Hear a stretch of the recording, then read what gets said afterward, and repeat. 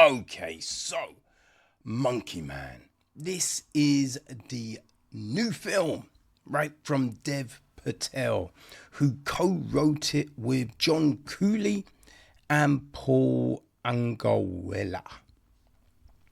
The film is produced by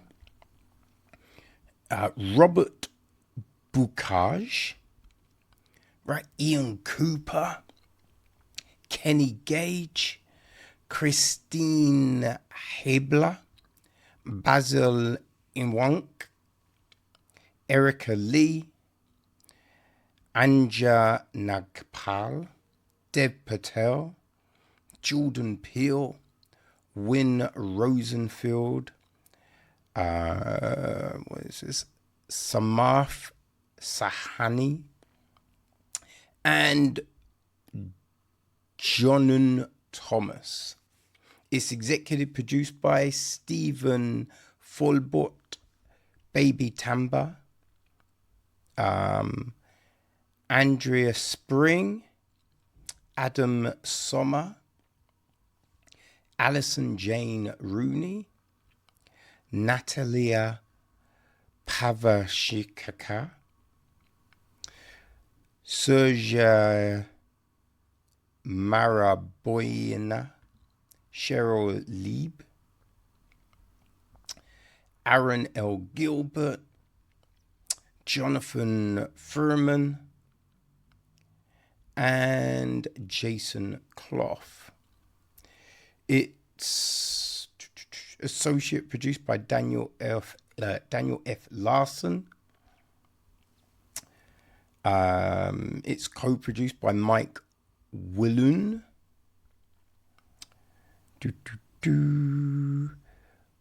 Raghuv Joshi,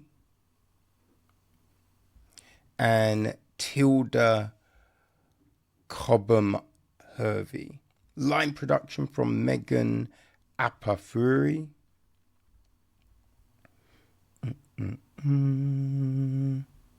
Yep, that's it. Right, Jed Kurzel took care of the music.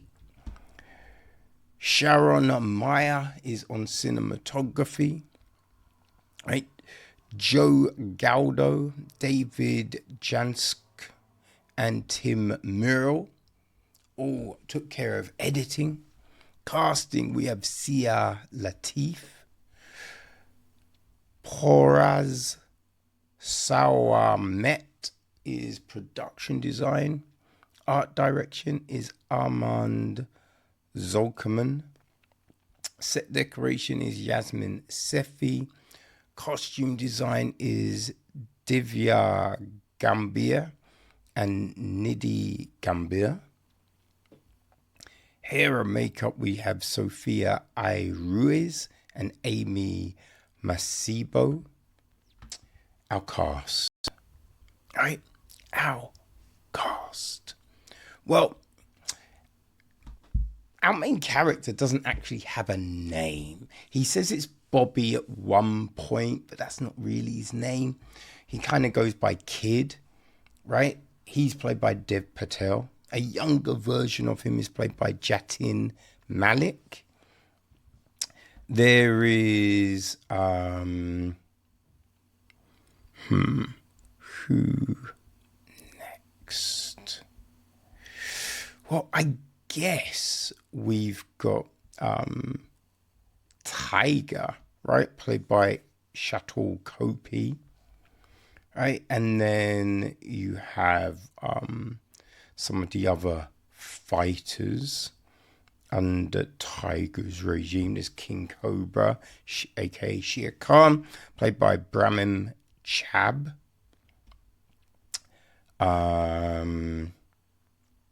So Alfonso, played by Pitobash.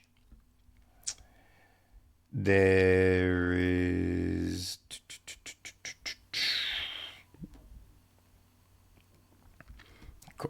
who next?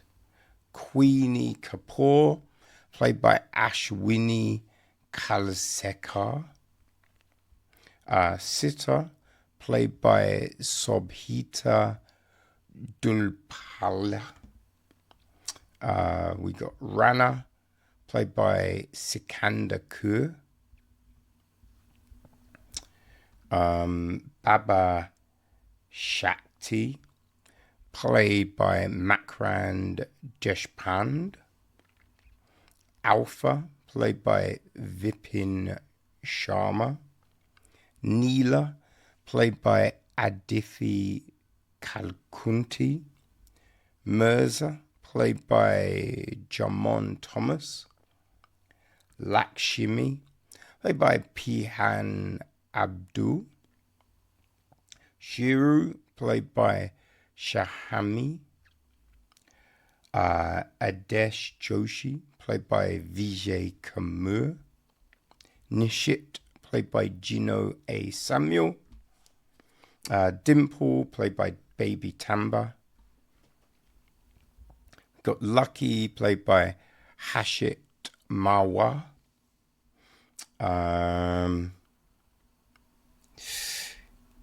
Yeah, I kind of think, there's, the guy we see with Sitter with at the beginning, Gerald, played by Joseph J.U. Taylor.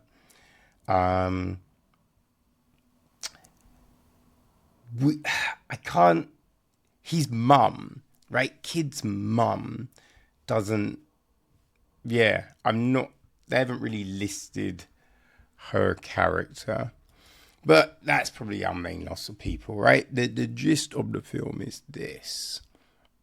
Inspired by the legend of Hanuman, an icon embodying strength and courage, Kid is an anonymous young man who ekes out a meager living in an underground fight club. There, night after night, he wears a gorilla mask and is beaten bloody by more popular fighters for cash.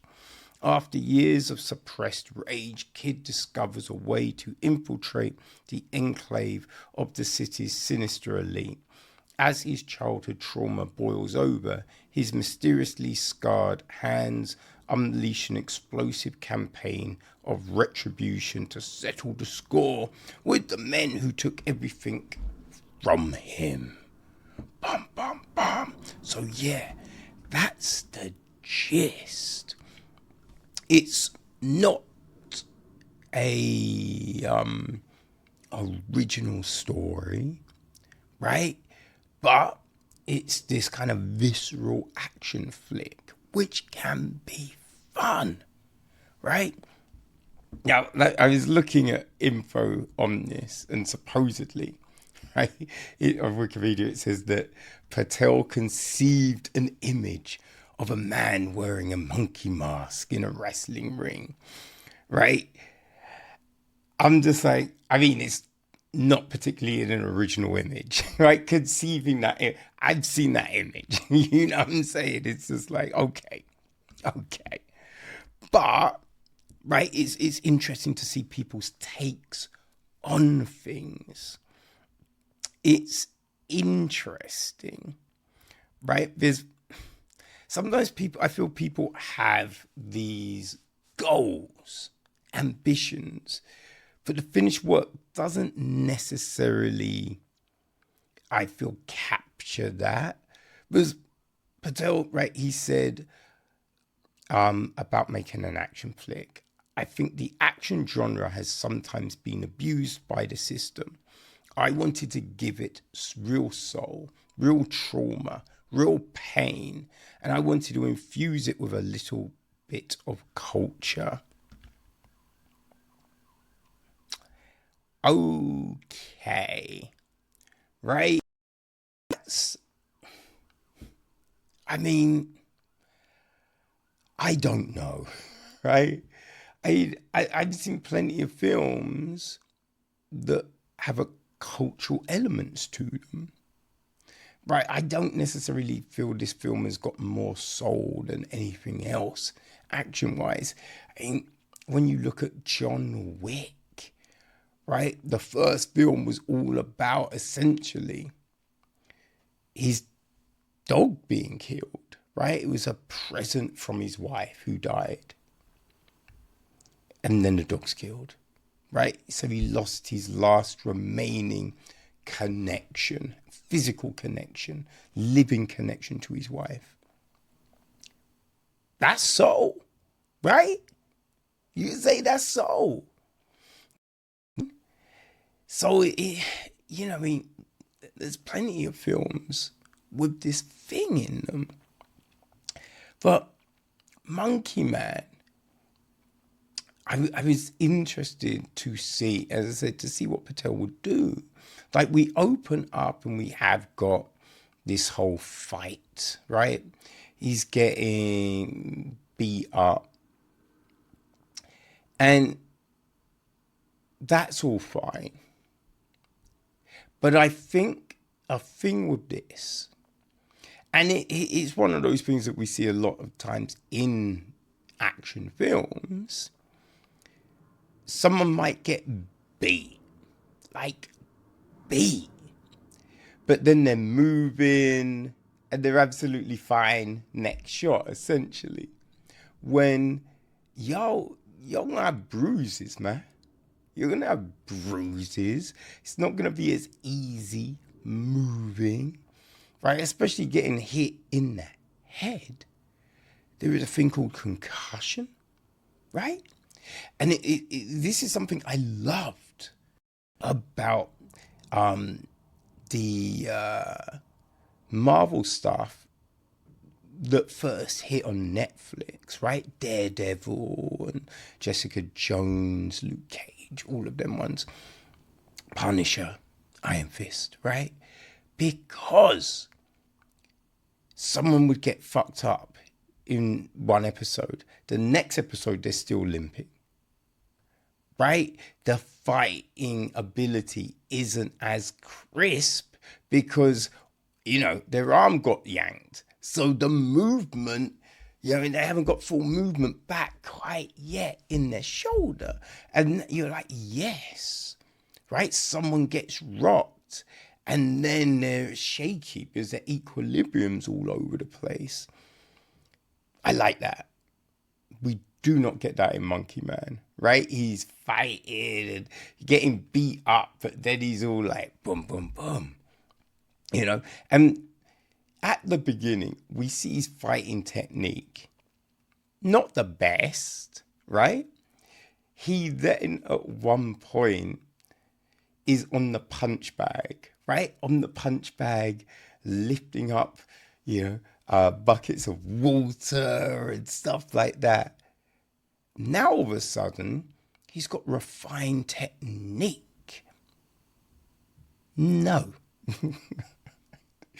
It does not work like that. Now, if he's sparring, if he's training, drilling techniques with someone, fine. But that's not what happens, So it is a little bit weird on that front. Some of the fight scenes are pretty good. But the way some are shot is kind of messy, so it you don't really see, like, it can look like punches aren't connecting and that kind of thing, we also we have that thing, right, that we often see in these type of films, but it's convenient PTSD, right? Someone is supposedly scarred, right? And they might make reference in the film like, I never sleep. This is always on my mind, right? But we'll see them functioning. And then all of a sudden, they get a flashback, right? Just like, wait, now? Right, this is the thing that gives you a flashback. Really? And they act in a way, right? He's serving drinks. He's managed to get himself a promotion, which was, again, kind of weird. But he gets a promotion. And then he kind of storms out because he's got these flashbacks to this thing that had happened. Storms out. And you're just like, from what we saw of the boss of this place, you can't storm out. You know what I mean? Like, storming out is going to get you fucked up, or at least sacked. But he storms out, like throws his waistcoat on the floor, which is covered in filth and wet. You're not throwing your gums on the floor like that, right? It's just this weird thing going down. You know what I mean? Like, there's a lot of that happening in the film. We have Kid have this connection with this I don't know, I guess you'd call her a call girl, right? An escort. But it's like, why? You know, you have these things that aren't really fleshed out very well. You know, the film definitely,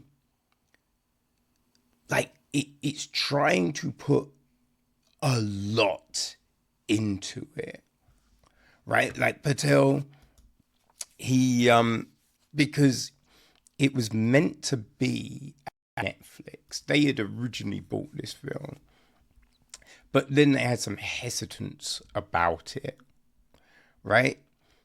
And yeah, Patel was like, Netflix didn't really know what they'd bargained for.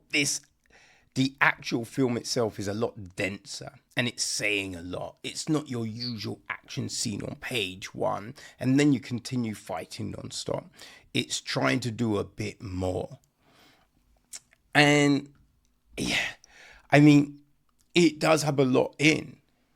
Now, all of that stuff doesn't necessarily make sense, right? All of a sudden, out of nowhere, you have this kind of news report talking about like the transgender community, right? And then we're suddenly in this bit, and the transgender community are looking after him, right? Which was just very random. You know what I mean? Like, super random. Firstly, he falls into this river. Now, I might be mistaken, but I do believe there's fucking crocodiles, right? Apparently there's predators in the water, and he's bloody, and he's fallen into the water. Motherfucker should have been eaten, right? But he gets saved. He gets saved. So then you kind of bring in the transgender community, and it all feels a bit, wait, what? What are we doing here? You know, it's not very well crafted into the film. That's the thing with this, you know? It felt kind of shoehorned, right? Like you're trying to say something. And then we get this whole thing about this religious leader, which again does feel kind of messy, right? Trying to make a statement on the current affairs of the country, but not necessarily doing it in a seamless way, you know? So we have all of this going on, which, again, you're just like, wait, what is happening here? You know? And some weird choices. At one point, this, I'll just say gang arrives out of nowhere, and you're just like, very convenient, but how is that organized? Because we see a note being left, but that was it. And we saw what that note said. So it's like, how is this next bit organized? Doesn't make any sense. You know, if you're a fighter, you're not going to let someone in a certain range of you. You know what I mean? So yeah, there's a lot going on in this film. A lot going on. You can see that Patel really, well, you feel he wants to be like an action star. Like, not necessarily saying that that's the only type of films he now wants to make, but it's like, yeah, look, people, I can be this action star, you know? Now, when you think about it, when Matt Damon became Jason Bourne, no one really was like, wait, really? But it worked, right? It worked. He did it well. I don't think from this film you get the same sense from Patel. Now, that's not saying he can't be that thing, right? Because there are bits and sequences of this that do work. But as a whole, it's not screaming out that he could be this big action star. Right? There's a bit where he rips his t-shirt in two, and you're just like, yeah, why? Like, the only reason, like, Obi just wants to be like, look, I've been working out. Look at me.